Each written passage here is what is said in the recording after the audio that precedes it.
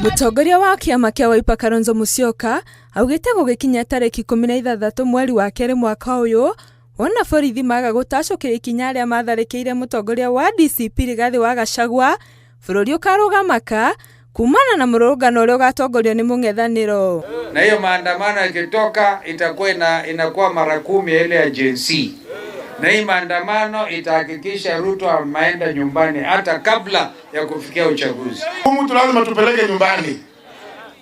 Ati inakuwa one touch, one term. Unanielewa?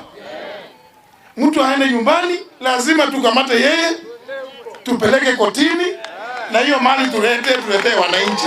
Kalonzo ũrĩa warĩtie arĩ kanitha-inĩ Makueni nĩokĩrĩire President Ruto akĩmũria endie cioneki ciake kũrĩ a Kenya no ti kũgwetaga Kalonzo mĩcemanio-inĩ yake ya kĩũteti. Amekuwa Kisumu, anasema nyinyi watu wa Kisumu ni werefu. Nyinyi hapana wajinga kama Kalonzo na Gachagua. Yaani Ruto anakomete hapo kwa Kalonzo mundu wako wewe.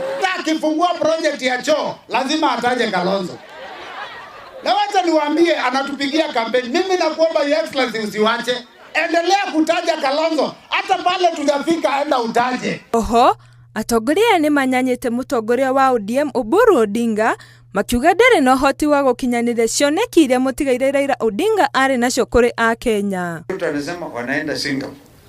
Sasa Oburu anasema tutaenda Canaan tukipitia Singapore.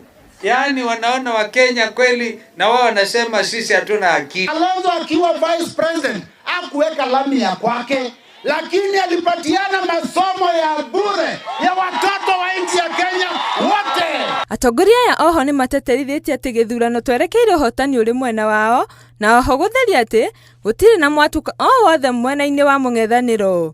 Kalonzo Musyoka. Ngĩribotera Inooro TV, Njĩta Waithĩra wa Njoroge.